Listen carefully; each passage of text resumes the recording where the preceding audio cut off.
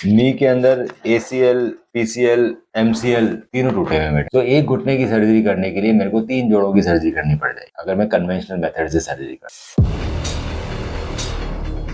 तो जो सर्जरी होती है दूरबीन की, उससे हम आपके ACL, PCL, MCL बना देते हैं। तो पहला आता है कि आखिर बनते कैसे, तो बनते तुम्हारे मांसपेशी के टुकड़े से, टेंडन से। तो जो कन्वेंशनल सर्जरी होती है ना, उसमें 2 टेंडन निकालने पड़ते हैं एक लिगामेंट बनाने। तो अगर आप दोनों के 3-3 लिगामेंट टूटे हुए हैं, तो अगर मुझे इसको रिकंस्ट्रक्ट करना है तो एक घुटने से 2 टेंडन निकालेंगे, उससे बन जाएगा ACL। ठीक है, फिर मेरे को निकालना पड़ेगा एक टेंडन एंकल से PCL बनाने के लिए। फिर भी मेरे पास एक MCL बच जाएगा, तो MCL बचाने के लिए मेरे को तेरे दूसरे घुटने में से टेंडन निकालना पड़ेगा। तो एक घुटने की सर्जरी करने के लिए मेरे को 3 जोड़ों की सर्जरी करनी पड़ जाएगी अगर मैं कन्वेंशनल मेथड से सर्जरी कर। इसमें टेंडन वेस्टेज होता है। वहीं अगर मैं इंटरनल ब्रेस से सर्जरी कर रहा हूँ तो मैं एक ही टेंडन को 4 गुना कर दूंगा, इसमें टेंडन वेस्टेज नहीं। तो मैं एक नी में से इसमें 2 टेंडन निकलते हैं, एक सेमिटी एक ग्रेसिल। तो सेमिटी से हम ACL बनाएंगे जो कि ज्यादा मोटा बनेगा क्योंकि चारों धागे मोटे हैं इसमें। जो ग्रेसिल से उससे मैं MCL बना दूंगा। और PCL बनाने के लिए मेरे को तेरे एक एंकल निकालना पड़ता है, तो मेरे को तेरे दूसरे पैर को हाथ लगाने की भी जरूरत है। तो इंटरनल ब्रेस सर्जरी में पहला चीज तो ये होती है कि आपको जोड़ में कम चीरे लगाने पड़ते हैं क्योंकि टेंडन कम यूज करते हैं, टेंडन वेस्टेज नहीं है। पहला बेनिफिट तो ये मिल गया।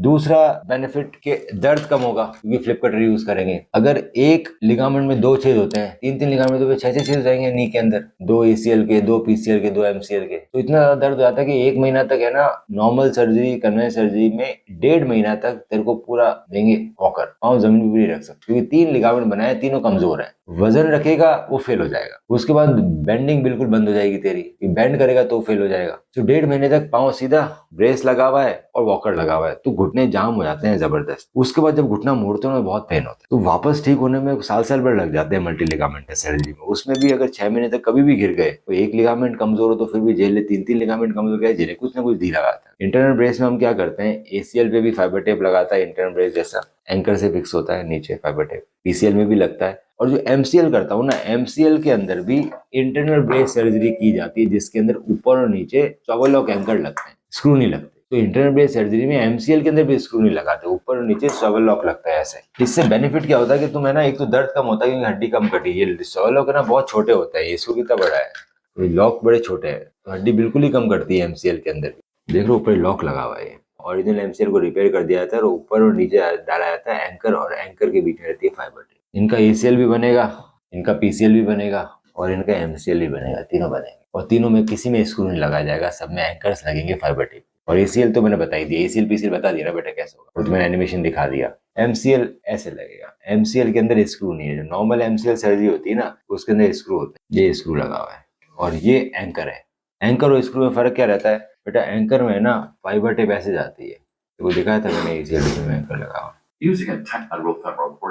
ये एंकर में क्या है ना, फाइबर टेप ऐसे जाती है, यही लॉक, ये एंकर ही लॉक कर पाता है, अंदर जाती है बाहर आती है तभी लॉक होता है। स्क्रू में सिर्फ ऐसे जाएगी।